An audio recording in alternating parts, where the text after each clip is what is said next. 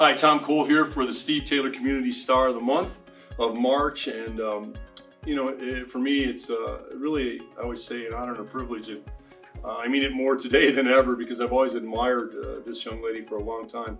Denise Fox, the CEO of Aurora Project. And Denise, welcome in. Thanks, Tom. Steve Taylor Community Star, and we're honored to have you here. And you're 20 years now as the CEO. May will be 21 for you, is that right? Yeah, I started as a teenager, I know. right? You started at 12, Yeah, exactly. and I get that. I get that 100%. And then the Aurora Project, I think in September is 35 years, is that right? Absolutely. Yeah, that's incredible. But I know a lot about the Aurora Project through the opportunity to work with you. But for folks that don't know, I'll give you a little, my simpleton version of it, and then you can amplify it. But it's an opportunity for women that have children that are in distress, most times no fault of their own, whether there's an abusive husband or a boyfriend or whatever that is, and they're in danger in many regards, and they can't work because of that situation. They want to take care of their kids, and they call you up or come see you at the Aurora Project, and you provide stability and safety for them.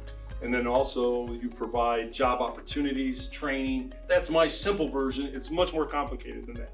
Actually, that's such a concise way of putting it. We are a transitional housing program, and you are absolutely correct. These women have a variety of issues and problems, Right. 18 years of age and homeless. And it's kind of interesting because we continue to look at data and statistics over the years and have the clients changed? Yes. And of course they have. What we're noticing is they're younger, which is a real challenge because, we look at studies and studies tell us that, at 19, 20, 21, your brain hasn't formed. Right. And so we're trying to engage with them and get them to understand that, the services that we offer, and you touched on a few, but it's financial management, it's life skills, basic fundamental life skills, how to cook, how to clean. I was fortunate to have parents that showed me how to do these things. Sure. And many times our women come from very dysfunctional families. We started tracking out-of-home placements. How many of these women prior to the age of 18 have been living in foster care? And we saw at least 50%.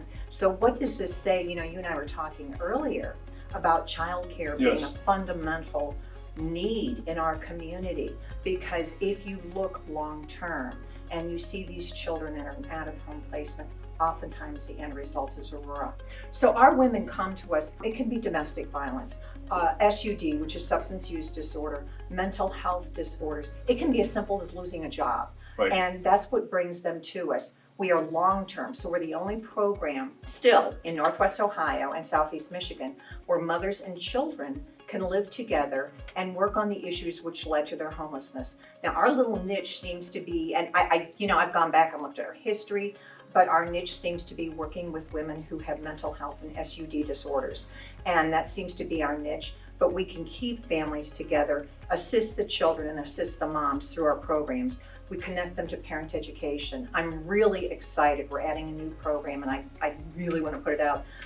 Penta Adult Career Center is going to be offering GED classes over the next couple of weeks on site. Fantastic. And that is such a necessity. Who we serve too, as I mentioned, they're getting younger. But when I was there 10 years ago, who we were serving were women that were probably mid-30s, Right. upper 40s, something like that. And we were seeing more African Americans. Now what we're seeing in diversity is it's more Caucasian women. They might have a better education. We've had women that have had high school and college educations, where in the past, if they had a GED, it was fortunate. So that's kind of what we're seeing. There's a real shift, but I don't think people would be surprised by that, because unless you're living under a rock, as well as I do, we have a very real problem with opiate addiction. Yes. And so the women that we're seeing are coming from Perrysburg. They're coming from Sylvania. They're coming from Ottawa Hills. These are women who have had privileged lives, and yet, they're right there at Aurora, right along with everybody else. Denise, the brilliance of being able to keep the mom and the kids together. I couldn't imagine anything worse for a mom when she's trying to get stabilized, get retrained, get back into a workforce, and not have your children with you and wondering where they are, how they're being taken care of. So that's That's an esoteric example of something you're doing that nobody's doing that is so valuable. And then the other thing, I read somewhere that over 50% of Americans don't have $600 in a savings account, and they're 2 checks away from being evicted or losing their home. So sometimes when people think, well, that happens to people, but they don't want to work, or you lose a job and you miss a couple of paychecks, and suddenly, you're in your car. It is that simple sometimes. It is that simple. And one of the things that I love about our program is we do a two-day orientation. So there's an intake process. Right. We interview what we hope to be an appropriate fit for the client, and also for Aurora, because it's not a program for everyone. It's a very structured program. But what I love about our program is we look at finances and we look at basic budgeting. We have a financial management class that we do a credit history. We see what their credit histories are. We look Right. at their past debt, and we set up a budget, because those are all barriers to housing. Yeah. Long term for Aurora, and you and I talked about this earlier, we try to get a safety net in place when they first arrive, but that at the same time, we're on a dual track, because we want them employed, we want them back in the Yes. community, and we want them supporting their families and giving back. Right. So then that becomes, okay, then we're moving you away from those public assistance programs. We have a young woman who, when she first came, and you've been to Aurora, so Yes. you know how the house is set up. There's a dining area, Yes. and we have a table over in the corner, and she was there probably a week, and she didn't say anything. I'd walk through, good morning, how Sure. are you? Sure. And she just was so quiet.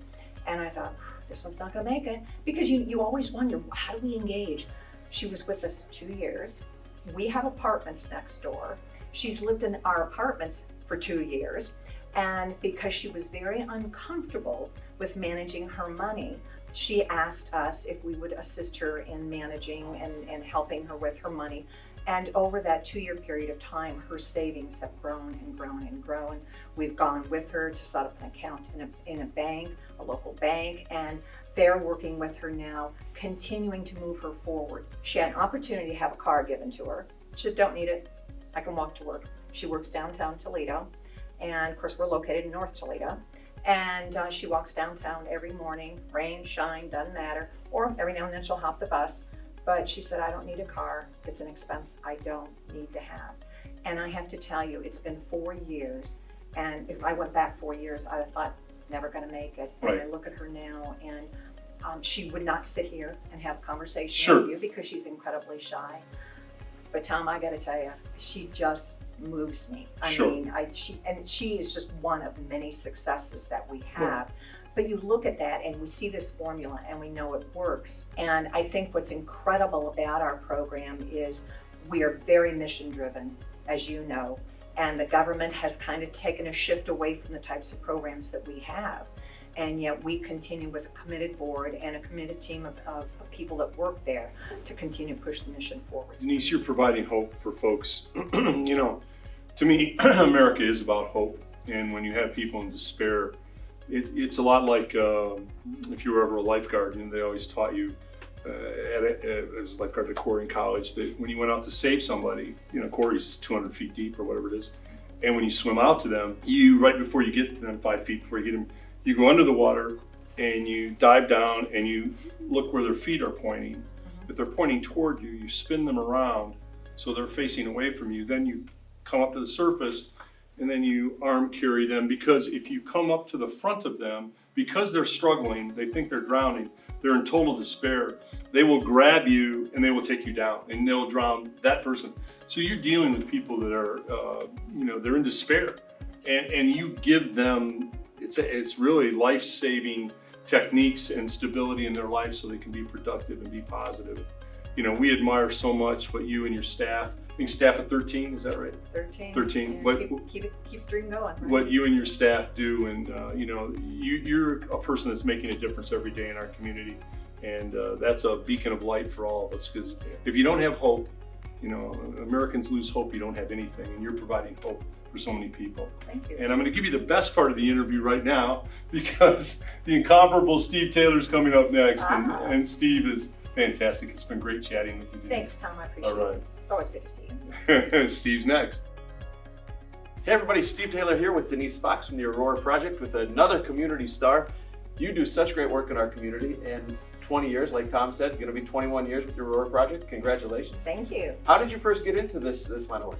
You know, that's a really good question. I've been asked that so many times, and I wish I had a pat answer, but I just kind of got led. I've always had an interest in women's issues and children's issues, and this opportunity presented itself. I made application, apparently might have been one of the last applicants, and went through the process, and had a couple of other resumes out there for some other jobs, accepted this position, and I kept thinking, well, we'll see how this works, and 20 years later, I'm still there, and the challenges are still there, and the need is still there. And you know, as Tom was saying earlier, you know, we talk about the children and the moms, and everything that we do is a day at a time. It really is a day at a time. I feel blessed when I leave at the end of the day, and as bad as I think my problems are and my issues are, I walk out and I feel blessed because I know I have a home to go to. Sure. And I'm leaving behind women and children who we hope we're giving them a sense of pride, hopefully pride in themselves, Right. and also, as Tom talked earlier, hope. We want to help move them forward, and we want them to see that there is something better than the life that they have right now. Well, you're doing such fantastic work in Thank the you. community, helping so many. When I was younger, I had the opportunity to work with an organization called Hope for Families. My mom was very involved, and she would take my sisters and I down, and we would get involved. I remember taking families to the zoo, and but same type of thing where you got to see the women that needed some assistance, but they were able to stay with their families. Yeah. So we were able to spend some time with the kids and try to make them have as normal of a life as possible. So so important work that you're doing there. Thank you. You shared a great success story of just someone recently, you know, that you've seen move through the ranks and helped out. I'm sure you've got a million. Is there another success story that you could share with our viewers here? There actually, gosh, there are so many. There's one that we use quite a bit. We actually have a young woman who works for us, and she happens to be our case manager, Ivy. And it's interesting, Ivy came to us about 14 or 15 years ago. And we laugh now because Ivy was a challenge, and she came with her son. Throughout her stay with us, she managed to get through our program, become employed. She's married. She is now employed with Aurora as our case manager, and it's amazing to see her son. She's been a coach, so she volunteers and gives back. She is now a grandma, and a new grandma. It's just such an inspiration.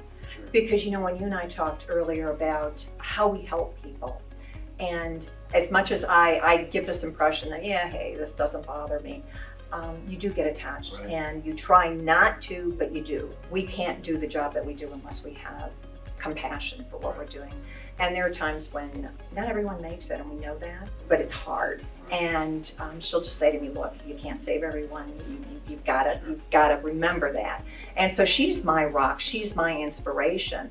But what is really cool about Ivy's story is that her sponsor, who also completed our program about 17 years ago, is the reason that Ivy came to Aurora. Okay. So there's that giving back, Sure. and her sponsor's employed at one of our area hospitals, reunified with her family, is a That's great. homeowner. Yeah. And it's just, I mean, so we know that if you keep your head down and you do it a day at a time, a step at a time, it works. Right. It does work. And there's, you know, you gotta have perseverance. You really do. Well, obviously, you could go on and on with success stories. That's fantastic. And it comes full circle, it sounds like, too. It does. Coming right back, you've got women helping back after the Aurora Project. So Absolutely. that is great. So it sounds like, you know, you need to do this with a team. And that's what it sounds like. You've got 13 great people that are on staff. You've got people that have gone through the project, and now they're actually working there. How can the viewers get involved, and what do you need from other people in the community to help support this project? There's so, well, and you know, it's been difficult because we've had some wonderful people that have called and said, do you have volunteer projects? Well, because of COVID, Sure. everything's kind of gotten shut down. But we actually are doing a couple of new projects. With a partnership with the Land Bank and the City of Toledo, acquired a couple of properties right next to our main Great. site. And so last year was our first community. We actually had 2 or 4 raised beds, gardens. I'm not a gardener, I'm sorry. So I had to rely on my board members to kind of, you know, lead me through the process. But we have a couple women on that are actually still living there. that love gardening. Okay. So we are actually moving towards a community garden. So there's Nice. ways that they can help us with that. Right. Actually, expertise would be wonderful. We always have in the spring and summer, there are exterior projects. So there are always kinds of hands-on projects, Okay. those types of things.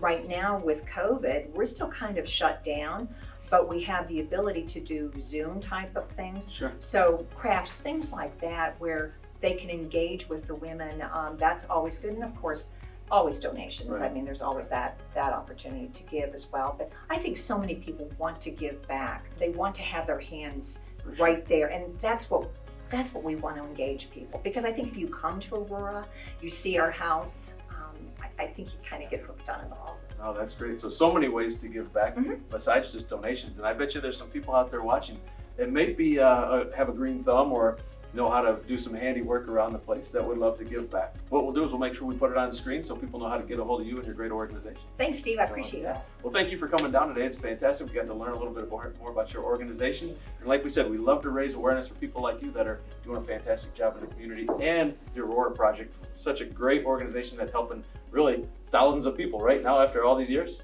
Yes. 35 years. So thank you for coming down. It's a pleasure talking with you. Thanks, Steve. Thanks for tuning in to Steve Taylor's Community Star. We'll see you next time. Have a good one.